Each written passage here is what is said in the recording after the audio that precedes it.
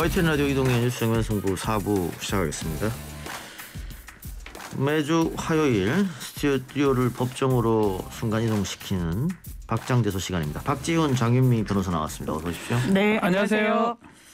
먼저 이 이야기를 하지 않을 수 없는데 YTN 단독 특종 보도. 네. 국민의힘 윤석열 후보의 부인 김건희 씨가 허위 경력 논란 관련해서 인터뷰하면서 일부를 인정했습니다. 그렇죠. 인터뷰를 최초로 했습니다. 인터뷰가 오전에부터 계속 뉴스가 됐는데 네. 일단 가장 중요했던 좀 내용 중에 하나가 이 교수 지원서에 허위 경력 부분이 있습니다. 예.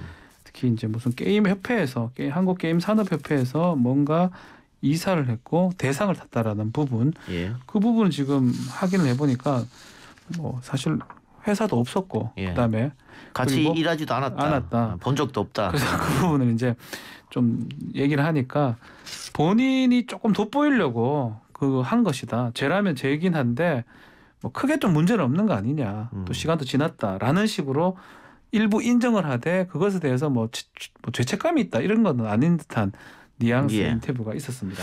자, 그러니까는 이 지금 게임 산업협회 기획이사로 재직했다고 하는 것은 네. 기억이 안 난다. 네. 믿거나 말거나 이렇게 얘기했는데 지금 관련자들은 일한 적 없다고 얘기하고 있고. 그렇습니다. 그렇죠. 만화 페스티벌에서 대상을 받은 것은 이건 인정은 하긴 했습니다. 그런데 돋보이려고 한 욕심이고 그것도 죄라면 죄다 이렇게 얘기했는데 민주당에서는 정경심 교수하고 뭐가 다르냐, 당신 남편이 그걸로 수사하지 않았느냐 이런 건데 네. 일단 처벌 가능합니까? 이게 처벌이 어려울 것 같습니다. 적용될 수 있는 범죄 혐의는 크게 두 가지가 거론이 되는데요. 하나는 사문서 위조. 예. 그런데 사문서 위조는 기본적으로 타인의 문서의 어떤 명의를 이제 좀 도용해서 작성한다든지 이럴 때 성립하는 범죄라서 사문서 위조는 시효가 남아 있더라도 이제 법률적으로는 죄가 될지 약간 의문인 부분이 있는데 사문서 위조는 5년 이하 징역형에 처해지는 범죄이기 때문에 시효가 7년입니다. 아하. 그런데 이게 제출된 시점이 2007년도거든요. 그렇다면 시효는 이미 지났고 공소시효 지났다. 그렇습니다. 또 하나는 업무 방해. 예. 왜냐하면 똑같습니다. 정경심 교수 그리고 조국 전 장관의 딸 이 입시 비리와 관련해서 아니 왜 거짓 자료를 내서 공정한 입시 업무를 방해했느냐가 어떤 범죄 사실의 요지인데 이게 업무 방해에 해당할 수 있는데 업무 방해도 또 공소시효는 7년입니다. 그렇지만 정치적인 도덕적인 또 윤석열 후보가 과거에 조국 전 장관에 대한 수사를 진두지휘했기 때문에 아마 이 부분에 대해서 본인이 면책될 거다. 큰 틀에서 오인이 있었지만 잘못된 게 없다라는 태도로 일관했을 때 크게 유리하지는 않을 것으로 보입니다. 그러니까 지금 장 변호사가 지적해준 사문서 위조죄, 업무 방해죄 이게 조 전 장관 가족이 그대로 적용됐던 죄명이니까. 두 가지 범죄가 위주로 허위 공문 작성 사문도 있었지만 그런 걸로 지금 많이 갔던 거죠. 그래서 이제 민주당이 공격을 취하는 건데 어쨌든 처벌할 수는 없다. 공소시효가 지났으니까. 네. 그럼 김건희 씨는 허위 경력 논란에 대해서는 어떤 입장인지 다시 한번 말씀해 주시죠. 일단 기본적으로 문제 제기를 하는 것 자체가 그 의도가 좀 불순하다는 입장을 갖고 계시는 것 같아요. 갖고 있는 것 같아요. 왜냐하면 좀 불쾌감을 나타냈고요. 아니 내가 공무원도 아니지 않냐, 공인도 아니지 않냐, 심지어 이런 잘못을 했다고 지적되는 그 시점은 윤석열 후보와 결혼하기도 전이었다. 근데 이렇게 검증의 도마 위에 올리는 게 맞느냐라는 게 기본적인 태도면서요. 나는 이를테면 시간을 좀 착오를 했다든지 그리고 단체가 받은 걸 내 개인이 좀 돋보이기 위해서 마치 내가 수상한 것처럼 쓴 것이다. 이 부분에 대해서는 큰 잘못은 아니다라는 것인데 사실 저는 그렇습니다. 지금 조국 전 장관이 계속 소환이 되는데 저는 조국 전 장관이 잘못했다는 점에 대해서는 저는 개인적으로 이론의 여지는 없다라고 생각합니다. 다만 검찰 수사는 이례적으로 상당히 강도 높게 진행이 됐다는 점에 대해서는 아마 검찰 내부에서도 이의를 제기하는 사람 없을 겁니다. 언론의 검증 역시 전 마찬가지였다고 생각하는데 이게 하나의 통상적인 대한민국 국민에게 들이대줘야 될 잣대라고는 생각하지 않지만 그 예외인 인물이 하나가 있다면 그것은 윤석열 후보입니다. 본인이 그 부분에 대해서 책임자였기 때문에. 그런데 사실상 거의 미러링이라고 할 수 있을 정도로 동일한 도돌이표 형식의 의혹 제기가 본인을 향해서 왔을 때는 잘못이 아니다. 이거는 정치적인 공세다. 공인이 아니었다. 결혼 전이었다. 이런 해명에 납득할 수 있는 국민이 많지 않을 거라고 생각합니다. 그러니까 조 전 장관 수사를 윤석열 후보가 진두지휘했으니까 그렇죠. 네. 같은 잣대를 그럼 당신 아내한테도 들이밀어야 되는 거 아니냐 이런 말씀인 것 같은데 그렇죠. 윤석열 후보가 오늘 이 논란에 대해서 이야기를 또 했죠. 오늘 가는 클럽 얘기가 있었고요. 예. 여기서 기자들하고 좀 요 부분 얘기가 좀 있었는데 보도 관련해서 요런 구체적 내용은 뭐 이렇습니다. 부분적으로는 좀 모르지만 전체적으로는 허위는 아니라는 취지로 답변을 했고요. 반박을 한 상황이죠. 또 거기다가 자기도 그런 얘기를 했다는 겁니다. 뭐 처가 기자 대하는 기술 같은 게 좀 부족하니까 통화를 조금 자제해달라고 얘기했는데 어쨌든 간에 지난번에 뉴스버스에서 그렇죠. 통화한 적도 예. 있고요. 이번에도 마찬가지고. 그때도 거기하고 인터뷰하면서 줄리라는 줄리 말을 얘기가 나왔고요. 쓰게 여기도 됐죠. 마찬가지로 결국 경력이라든지 이런 부분에 대해서 일부 인정이 되면서 이제 논란이 되는 상황인데 네. 자기가 뭐 진실, 팩트부터 얘기를 한다면 교수는 아니고 시간 강사 같은 거기 때문에 별 문제는 없는 것이다라고 지금 얘기를 하고 있습니다. 그러니까 기본적으로는 거의 맞는데 약간은 좀 차이가 있을 수 있다. 또 논문 표절 관련된 얘기도 좀 했는데요. 뭐 학문적으로 표절이라면 취소가 돼야 된다. 그렇지만 취소 전에 반납하는 게 상식이다라는 원칙적인 얘기를 좀 했습니다. 예. 그러면서 게임산업연합회 비상근 이사는 실제 이사의 직함을 갖고 연합회 일을 상당 기간 도왔고 겸임교수 신청될 때 재직 증명서는 정당하게 발급받았다고 했는데 지금 게임산업협회 관계자들이 언론에 나와서 증언을 하고 있습니다. 네. 계속해서 하고 있는데 아니래요. 예, 전혀 일한 적 없고 본 적도 없고 그런 재직 증명서는 받아간 적도 없다. 예, 옆에 있었다는 거예요. 예. 옆 건물에. 그러니까 옆에. 이렇게 이야기하고 있기 때문에 윤석열 후보가 제대로 파악하지 못하고 오늘 관훈클럽에서 이야기하지 맞습니다. 않았나 네. 예, 그런 생각이 들어서 네. 오늘 시간 지나고 내일 되면 다시 한번 윤석열 이게 이제 후보한테 우리가 좀 장면에서 금방 얘기를 했지만 결국 최강욱 대표랑 연관이 있는 겁니다. 우리가 위조라든지 업무 방해죄라든지 문서를 작성할 때 약간이라도 허위로 작성이 되면 이제 처벌을 할 수 있는 거를 만들어놨어요. 윤석열 검찰에서. 본인이 조국 장관하고 뭐 저도 마찬가지입니다. 그걸 처벌을 해야 되고 법적 잣대라는 거는 뭐 공평하게 가야 되는 거고 그렇다면 앞으로는 그렇게 다 적용을 해야 됩니다. 더더군다나 본인의 가족 문제 아니겠습니까? 예. 공소시효가 지난 거는 지난 거고 처벌을 할 수 없을 뿐이지 그 부분에 대해서 있었다 그러면 가타부터 밝혀야 되겠죠. 전체적으로 뭐 괜찮다 이런 식으로 얘기를 해서는 안 된다는 생각이 듭니다. 그러면 조 전 장관이나 최강욱 대표한테 휘둘렀던 칼이 지금 부메랑으로 본인한테 저 돌아오는 똑같 더 하면 더 있지. 표창장하고 지금 경력하고 어느 걸 생각을 해보십시오. 어느 게 더 잘못된 건지. 사실 그렇다면 결국은 우리 장 변호사 얘기한 것처럼 똑같이 부메랑에 돌아온 상황이 아닌가 이렇게 보입니다. 그리고 윤석열 후보가 정치를 하는 가장 큰 기반은 본인이 기치를 건 공정과 상식의 사회를 만들겠다는 그렇죠. 그겁니다. 예. 그렇다면 이 부분과 관련해서도 이게 공정이라고 할 수 있는가? 아마 윤석열 캠프 측에서는 그런 것 같아요. 이게 겸임교수직에 누군가의 어떤 소개로 지원을 하면서 한 거기 때문에 다른 사람의 어떤 채용 등에 있어서 불이익을 초래한 행위는 아니었다라는 이야기를 하고 싶은데 예. 겸임교수라는 부분도 물론 정식 교수와는 좀 다른 지위에 있는 것은 사실이지만 여러 명이 희망할 수 있는 직위임에는 좀 분명해 보이고 사실상 겸임교수를 이 해당 대학에서 채용하는 그런 절차 중에 있었다면 이런 허위 사실을 기재하지 않았을 때 채용이 안 됐다면 다른 분이 그 기회를 얻었을 수도 있는 겁니다. 그렇죠. 예. 그렇다면 이게 과연 본인이 정치를 하게 된 가장 큰 기반인 공정 상식에 부합하는 행동일까? 이건 유권자들이 어떻게 볼까?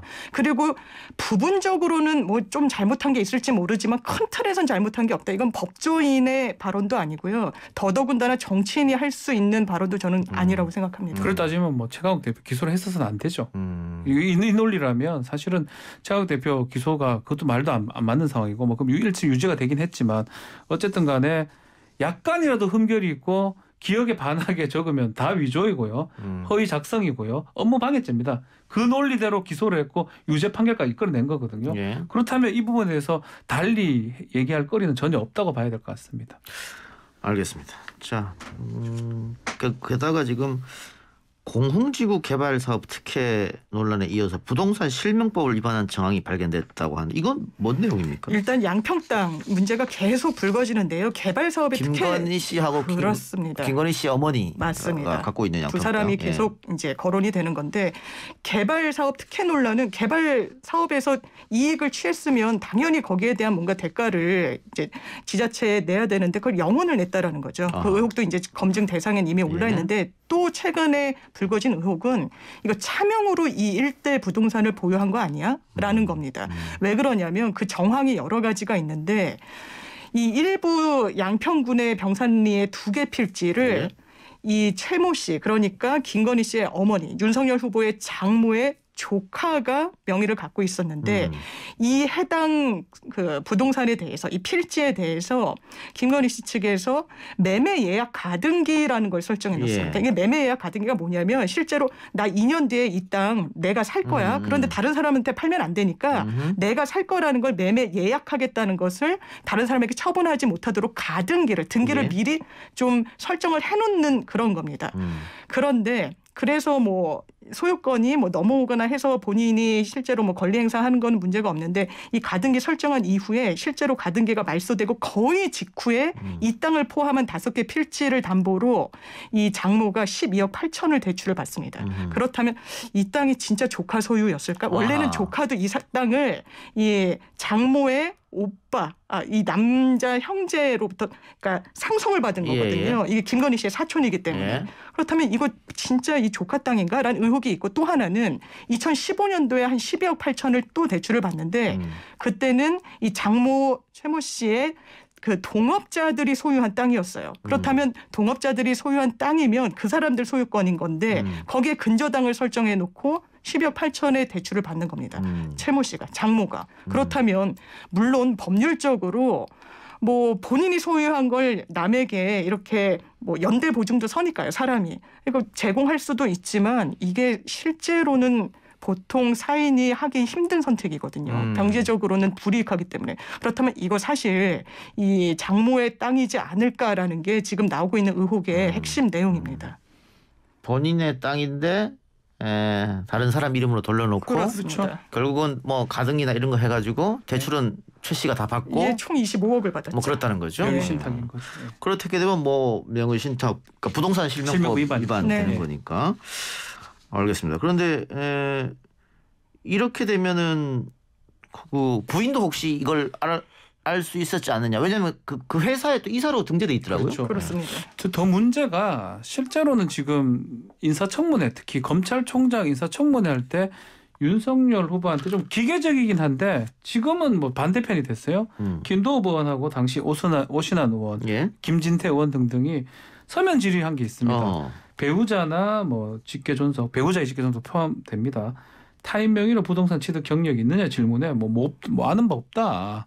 그리고 뭐 사생활 침해 우려가 있다라고 대답을 하지 않았는데 위증의 가능성도 있는 거죠. 그러면 윤석열 후보가 알았을 가능성도 있다 이 말씀이에요? 그렇죠. 이렇게 한 걸 알았을 가능성도 있다? 있다는 거죠. 네.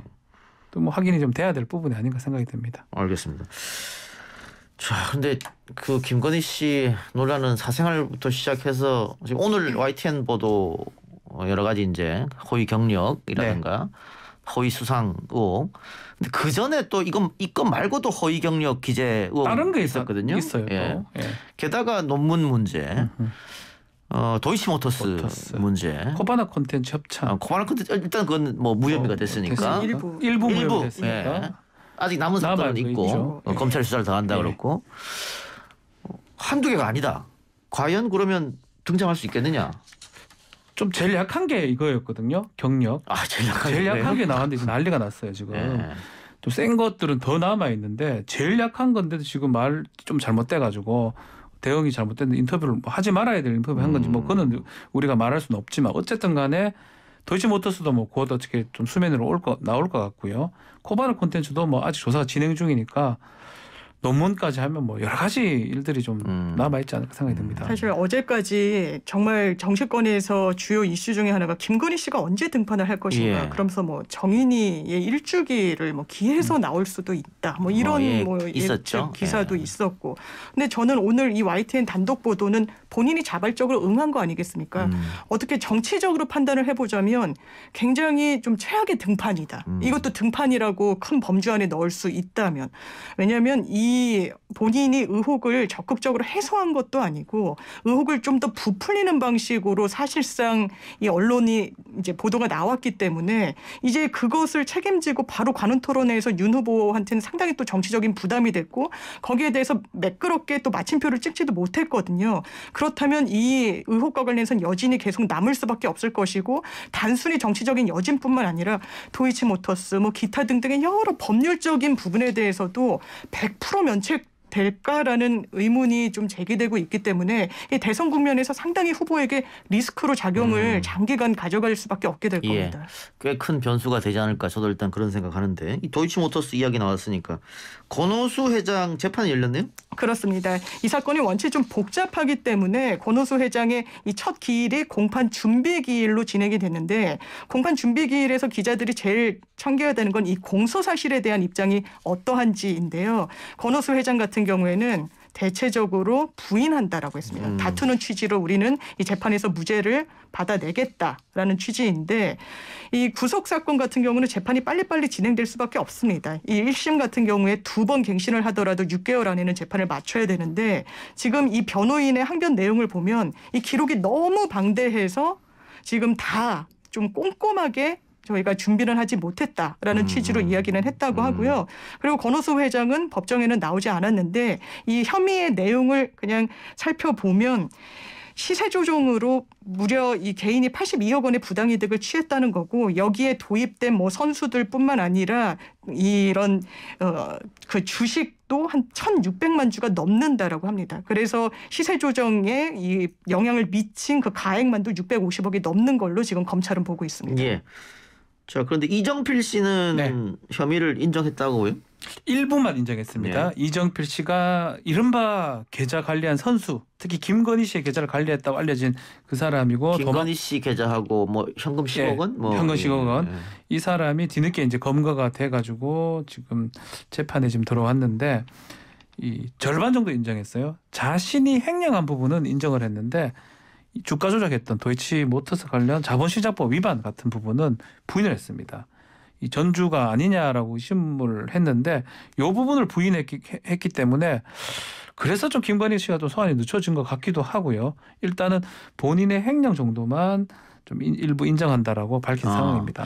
도이치모터스 주가 조작에 관여를 본인은 안 했다고 했으니까. 안 했고 돈을 조금 가져갔다, 착복했다. 이거만 인정했습니다. 당연히 김건희 씨도 주가 조작에 가담하지 않았다. 이런 논법이 되네요. 왜냐하면 이 시세 조정이 어떤 거냐면 시세 조정 행위를 해야 되는데 시세 조정 목적 알면서도 돈을 위탁해서 성립하거든요. 예. 그렇다면 당연히 이 이정필을 이 범죄가 돼야 됩니다. 된 다음에 김건희 씨가 그걸 알면서 돈을 맡겨서 성립하는 범죄인데 지금 이 사람이 부인을 하고 있기 때문에 더 이상 좀 못 나가는 것 같습니다. 그러면 뭐 검찰 입장은 이정필이 아니라고 하니까는 김건희 못 부른다. 또 이렇게 될 수 있나요? 그런데 이정필을 먼저 김건희 씨가 안 게 아니라 이정필도 권오수 회장이 소개해 준 사람입니다. 예. 그러니까 권오수 회장과의 먼저 또 연결관계가 있었고 뭐 블록딜로 본인이 또 권오수 회장의 가족회사 직접 8억 원어치의 좀 이례적인 주식 매매 행위를 했기도 해서 이게 이정필이라는 어떤 그 피고인이 상당히 주요 피고인, 그러니까 김건희 씨의 혐의를 입증하는데 주요 피고인이긴 하지만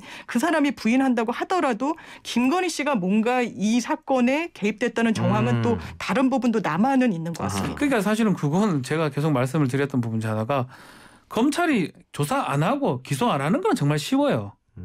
뭐 이렇게 하니까 안 한다. 그럼 찾아내는 게 검찰의 임무죠. 수사라는 게 그런 거거든요. 당연히 부인하겠죠. 자본시장법 걸리면 본인 처벌 강해지는데 어쨌든 간에 여러 정황 지금 말했던 블록딜이라든지 그걸 통해서 이런 정황이 있는데 왜 그러냐. 그래서 빨리 김건희 씨 소환 조사가 돼야 되는데 어쨌든 간에 이 말 믿고 소환 조사 안 하는 것도 사실은 조금 납득하기는 어렵습니다. 알겠습니다.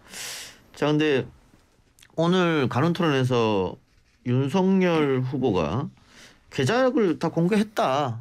그래서 그러면 전체 계좌를 오픈하면 깨끗하지 않느냐 했을 때 그건 또 거절한 것 같아요. 네, 이게 부적절하다라고 그랬어요. 네. 왜냐하면 이게 경선 과정 중에서도 문제가 되니까 이 신한은행 계좌, 주식 계좌를 공개를 했었습니다. 윤석열 후보가. 근데 일부였어요. 2010년도 1월부터 5월어치까지. 그러니까 이 부분이 전부 계좌가 공개된 게 아닙니다. 그러니까 의혹이 말끔하게 해소됐다라고는 보이지 않는 부분이 있고 거기에 대해서 오늘 관훈 토론회에서 언론인들도 그렇다면 아예 이 계좌 전부를 공개하는 게 낫지 않냐. 본인의 뭐 캠프의 해명에 의하더라도 오히려 투자를 했다가 손해본 피해자에 불과하다면 이건 계좌를 공개하면 말끔히 또 의혹이 해소될 수도 있지 않겠느냐라는 취지로 질문을 했는데 아니 혐의가 확인되지 않았는데 계좌 거래 내역을 전부 공개하라는 건 이건 말이 안 된다라는 게 윤석열 후보의 답변이었습니다.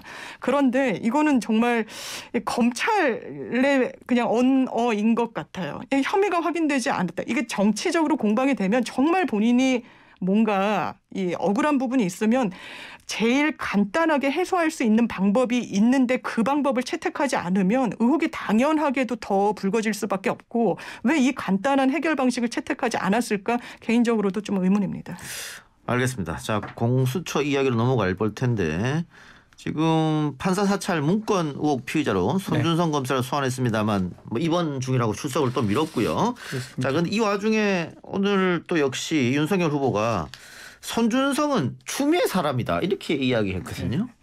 자, 손준성 얘기를 하면서 지금 문제가 되고 있습니다. 고발 사주 의원이고 의혹 사건이고 그 사건에 원래 지금 보는 거는 손준성 검사가 수정부 정책관실에 있으면서 윤석열 당시 총장한테 뭐 그 지시를 받고 한 게 아니냐는 게 이 공수처의 좀 생각인데 반대 얘기를 합니다. 어떤 얘기를 했냐면 인사 얘기를 하면서 자기 손 검사가 자기가 이제 추미애 장관이 알아서 보낸 사람이다라고 합니다. 그렇게 하니까 이 오히려 나랑 관계가 없고 추미애 전 장관하고 관계가 있기 때문에 나한테 혐의를 묻는 것은 잘못된 거 아니냐라는 내용의 얘기를 한 바가 있습니다. 알겠습니다. 자, 지금 방금 들어온 이야기인데 그 권성동 의원이 강릉에서 성추행, 성희롱 의혹 본인 아니라고 했지 않습니까? 네. 그런 일 없고 파기애애하게 헤어졌다. 네. 근데 지금 해당 112 신고 내역을 보니까 이 아내의 남편이 신고를 했네요. 네. 아내와 같이 있는데 성희롱 발언을 했다. 상대방은 국회의원 모 씨다. 지금은 자리를 이탈한 상태다. 이렇게 이야기를 했기 때문에 권성동 의원의 해명이 납득할 수 없는 쪽으로 갈 경우가 경찰에 올 일이 없고요. 예. 그 기자들이 많으면 그 기자들이 바로 봤을 거 아닙니까? 이제 기자들이 아무런 얘기를 하지 않고 왜 있기 그래요, 때문에. 기자들이? 뭐 하려고 기자들이 거기 있었어요? 그러면? 112 조치 내용은 어떤 거였냐면 신고자는 상대방의 말을 듣고 모욕적이라며 신고를 한 것이며 사건 처리에 대해 생각을 한번 더 해보겠다고 하므로 고소 절차 등 상담 안내 후 종결. 그러니까 경찰이 사건은 종결됐다 그 자리에서 네. 라고 얘기하는 건 바로 이유이고 그렇죠. 민주당이 권선동 의원의 해명이 사실이면 112는 왜 왔느냐. 맞습니다. 그 얘기를 했는데 그 얘기는 내가 있을 때는 112가 오지 않았다 이렇게 얘기했었단 예. 말이죠. 이 건도 또한 파장이 만만치 않을 것 같습니다. 모욕죄 같은 게 되는 것 같아요. 예. 그러니까 경찰이 왔었고요. 모욕죄 같은 건 뭐 신고죄이기도 하니까 막 그래서 조치가 끝난 것 같은데 경찰에 올 일이 있습니까? 가만히 있는데. 그리고 옆에 기자들이 그렇게 많다면 내용이 충분히 확인이 될 것 같은데 계속 이렇게 분란이 되는 게 자체가 좀 이해가 안 되는 부분도 있는 겁니다. 예. 경찰이 왔다는 것 자체가 누가 알겠습니다. 신고할 때 왔을 거 예. 아니겠습니까? 제가 지금 말씀드린 것은 민주당 김용민 의원이 SNS에 112 신고 내용 확보했다고 올린 이야기입니다. 오늘 두 말씀은 여기에서 마무리하죠. 지금까지 박지훈, 장윤미 두 변호사와 함께했습니다. 수고하셨습니다. 네, 감사합니다. 감사합니다.